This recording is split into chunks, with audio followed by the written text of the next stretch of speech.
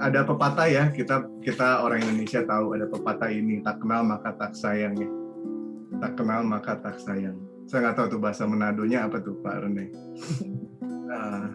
Tak kenal maka tak sayang. Saya orang namanya sayang.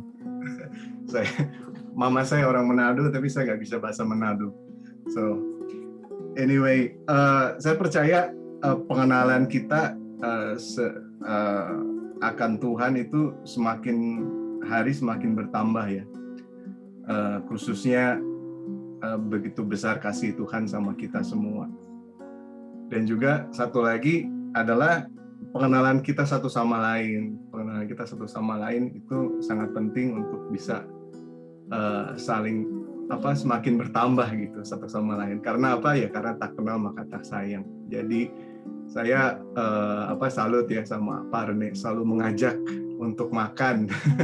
Karena dari makan bersama, kumpul sama-sama, kita bisa saling mengenal satu sama lain.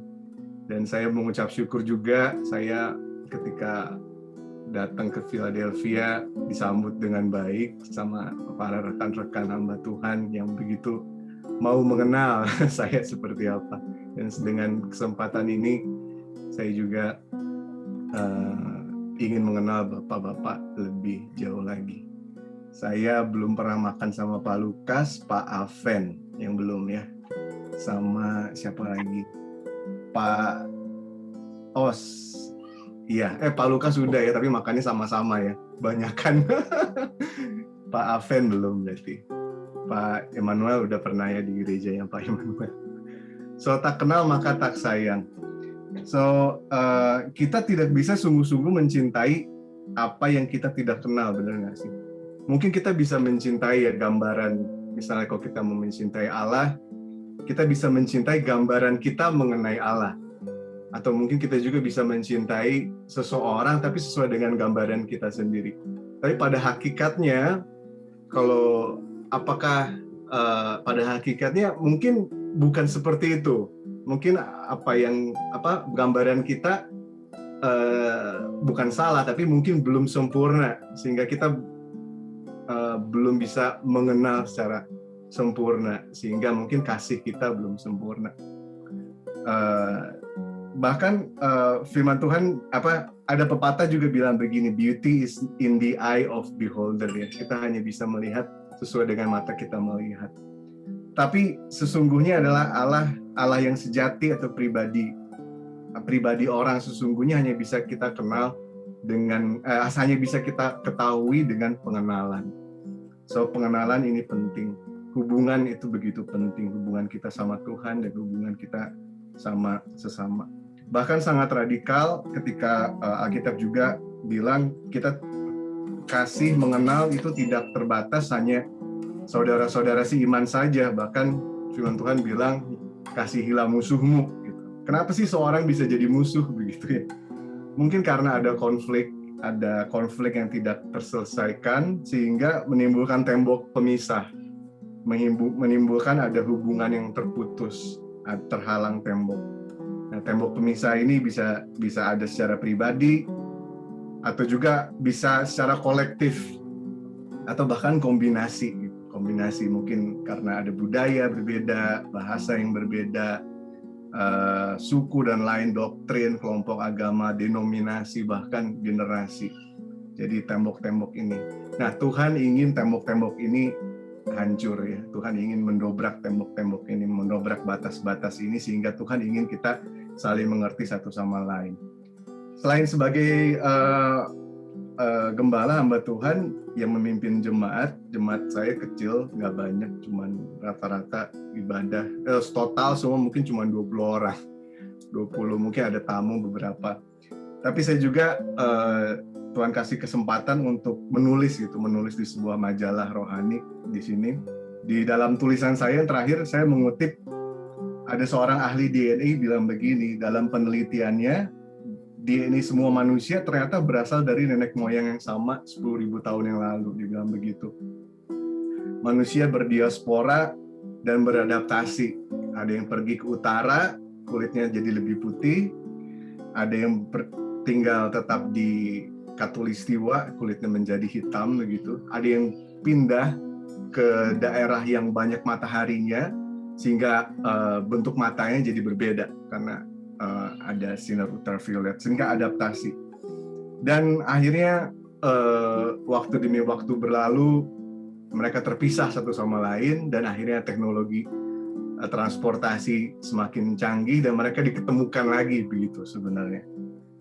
Diketemukan lagi, tapi mereka udah saling tidak mengenal satu sama lain.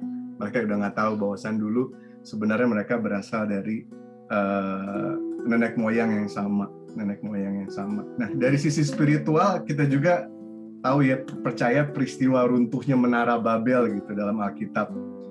Bagaimana Tuhan mencerahberaikan seluruh manusia ke seluruh pengunjung dunia. Tetapi kita juga belajar bagaimana di peristiwa Pantekosta, biarpun mereka berasal dari orang-orang yang berbeda, bahasa yang berbeda, tetapi ada suatu kesatuan, ada suatu pengenalan sehingga mereka bisa mengerti bahasa yang lain meskipun bahasanya berbeda. Begitu. Dan karena begitu besar kasih Tuhan ya yang sudah tercurah pada kita, kita bukan saja selamat, tapi yang tadinya jauh menjadi dekat. So Bapak Ibu, nggak ada Ibu di sini ya, Bapak, kita sebenarnya udah nggak ada alasan lagi untuk tidak bisa saling mengenal dan saling mengasihi. So saya siapkan ini singkat aja. Ada 3 hal yang pengenalan penting yang harus kita kerjakan. Yang pertama adalah know thyself. Kenali diri kita sendiri. Kenali diri kita sendiri. Know thyself. Kenali diri kita sendiri. Kecil ya. Dalam sebuah buku Becoming Healthier Pastor, Ronald W. Richardson, dia menggunakan family system theory and the pastor's own family. Dia bilang begitu. Dan di teori ini saya belajar ini ada namanya istilahnya clinical pastoral education. Jadi meneliti bagaimana kehidupan personal kita sebagai pastor atau hamba Tuhan itu sedikit banyak dipengaruhi dengan hubungan-hubungan kita dalam keluarga kita, hubungan-hubungan kita dalam keluarga kita. Dan ini teori namanya teori Bowen teori. Ini saya juga baru tahu, baru belajar, oh ternyata ada yang seperti ini ya. Dan ketika saya coba menggunakan, ternyata ya benar juga. Ternyata apa yang namanya kita ini adalah produk dari keluarga kita. Kita sebagai hamba Tuhan, sebagai orang gitu, kita harus mengenal diri kita sendiri seperti apa dan bagaimana hubungan-hubungan yang ada di sekitar kita, di sekitar keluarga kita.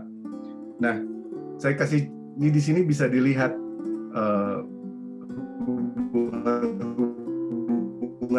ini ketika kita melihat apakah, saya mau kasih contoh misalnya begini, saya baru tahu dulu ketika saya ini terus-menerus berkembang dalam perjalanan rohani saya begitu ya. Dulu saya dibesarkan dengan kedua orang tua saya itu sering bertengkar kedua orang tua saya sering bertengkar sehingga ketika saya remaja saya mulai lepas gitu, saya mulai nggak pengen lagi ini sama keluarga saya gitu, saya independen, saya dengan teman-teman saya dan saya tidak memiliki hubungan yang baik dengan kedua orang tua saya dan sampai akhirnya melalui peristiwa rohani saya diingatkan lagi bahwasanya saya harus berdamai dengan kedua orang tua saya. Ini terjadi udah lama sekali. Tapi ketika saya belajar lagi tentang teori ini, oh benar juga. Ternyata apa yang diinikan di dalam ketika saya melayani, ternyata hubungan-hubungan ini mulai terproyeksi kepada orang-orang yang saya layani. Yang terakhir adalah ketika saya berhadapan dengan orang yang lebih tua, misalnya lebih tua jauh sekali. Dan ketika saya berdoa, kenapa kok saya sering kali merasa canggung ketika saya melayani orang yang lebih tua dari saya. Dan akhirnya Tuhan bukakan hal yang luar biasa. Saya ternyata tiba-tiba ada terbersit, saya dulu sama kakek saya itu punya sejarah yang kurang begitu baik, bahkan sekitar saya umur 4 tahun. Jadi umur 4 tahun, saya lagi main sama opa saya, tiba-tiba opa saya kan lagi jokes begitu, dia pegang tangan saya, tapi karena mungkin dia pegangan terlalu keras, saya merasa terancam, saya ludahin opa saya. Saya umur 4 tahun mungkin. Saya ludahin dan akhirnya oma saya pegang saya, bawa saya ke luar gitu. Nah, sejak itu hubungan saya sama opa saya dari papa saya, yang nama belakangnya saya pakai ini sekarang, Mata Helemua, itu nama dari keluarga papa saya, itu ternyata hubungan tidak begitu baik sampai akhirnya opa saya meninggal. Dan sekarang saya bisa tahu, oh ternyata, dan kenapa saya dalam melayani itu begitu susah ketika melayani orang yang jauh lebih tua. Dan akhirnya saya sadar, dan melalui, dan ini dia luar biasanya, Tuhan pakai orang begitu rupa ketika ada seorang hamba Tuhan, dia sudah dipanggil Tuhan, itu peristiwanya sangat ini banget, sangat berbekas di hati saya ketika saya masuk ke gereja sekarang saya layani di ILC Philadelphia. Dia menyerahkan, tadinya dia interim pastor di gereja ILC ini.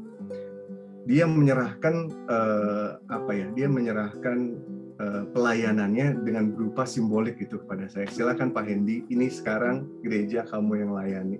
Dan dia berdoa buat saya, dan tiba-tiba terasa ada semacam pemulihan gitu. Dan ketika saya lihat, wah ini yang Tuhan bukakan dalam hidup saya.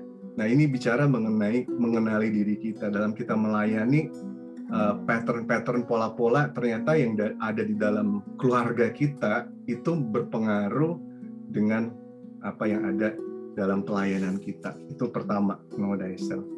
Yang kedua adalah know others, kenali orang lain. Saya pertama kali ke Amerika itu tahun 2016. Saya punya bayangan saya di sini itu untuk melayani bangsa-bangsa lain begitu. Karena saya berpikir saya di Indonesia itu saya udah mulai start full time pelayanan itu tahun 2013. Saya berpikir kalau buat pelayanan ya buat orang Indonesia lagi ya, saya pelayanan di Indonesia aja, ngapain saya pelayanan jauh-jauh begitu. Sehingga saya punya mindset itu ketika saya pergi ke Amerika. Nah, sampai saya di Amerika ya Tuhan bukakan saya terhadap budaya-budaya lain gitu. Tetapi tembok-temboknya begitu susah untuk ditembus karena mungkin kendala bahasa dan lain-lain. Sampai pada akhirnya ya Tuhan bukakan dan saya berusaha untuk masuk ke budaya-budaya itu. Dan banyak sekali yang ada. Nah, ini bicara mengenai kenali orang lain. Terkadang kita punya gambaran dalam pikiran kita, oh mungkin sebagai contoh. Ketika saya ada di Indonesia, saya melihat, oh budaya orang putih itu bagus ya, itu standarnya. Dan ketika saya masuk ke dalam denominasi yang 80% orang putih, saya jadi belajar, oh ternyata plus minusnya juga ada. Dan begitu juga ketika saya masuk ke kelompok orang kulit hitam begitu, black, awal-awal memang ada semacam ketakutan begitu dalam pribadi saya. Tetapi ketika saya berusaha untuk mengenal lebih jauh, mengenal lebih dalam hubungan personal yang dekat, ternyata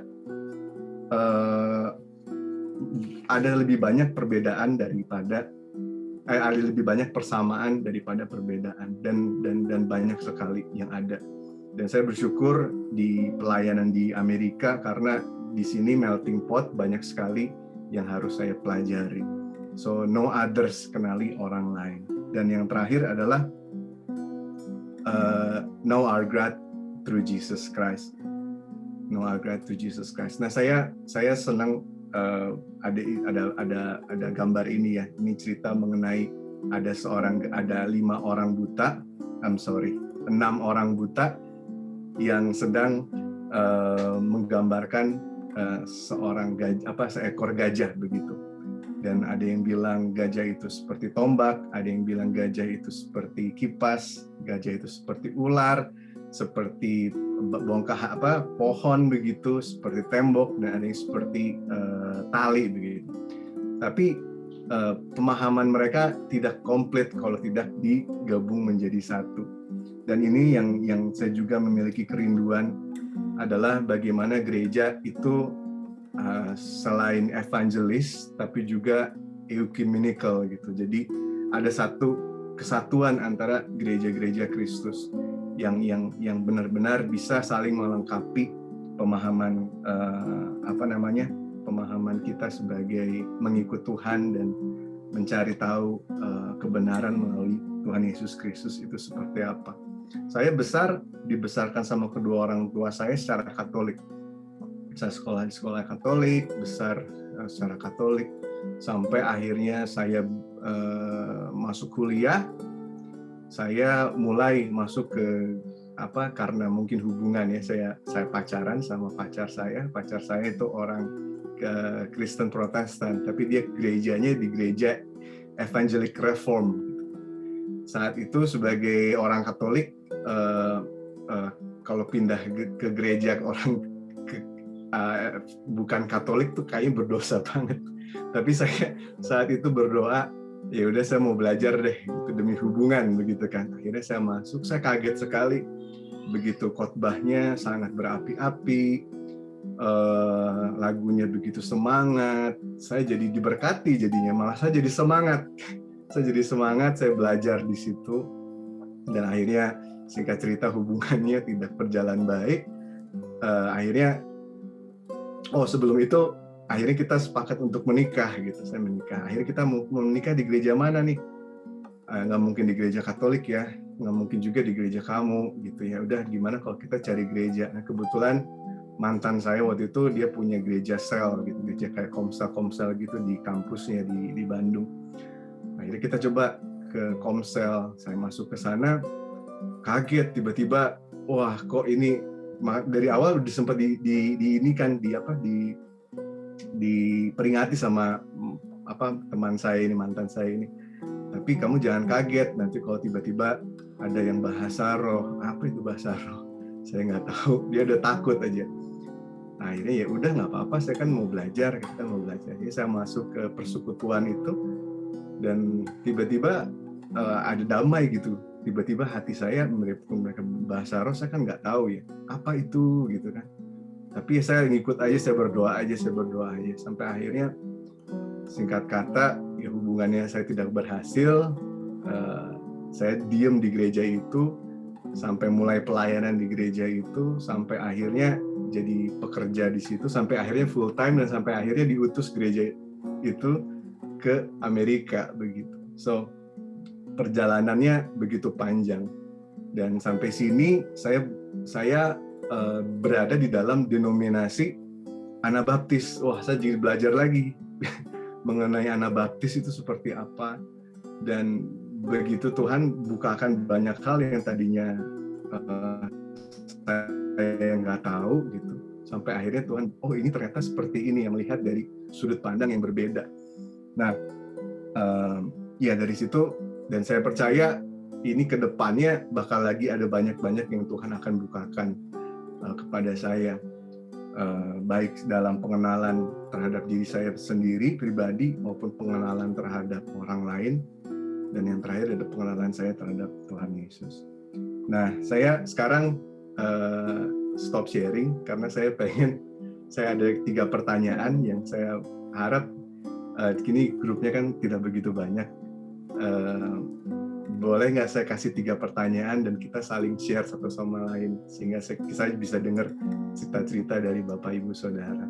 So, pertanyaan pertama, nah, apakah ada hubungan-hubungan dalam keluarga sendiri yang mencerminkan hubungan-hubungan dalam pelayanan? Kalau ada, seperti apa? Mungkin Bapak Ibu Saudara, Bapak-bapak bisa share sehingga kita bisa saling menguatkan.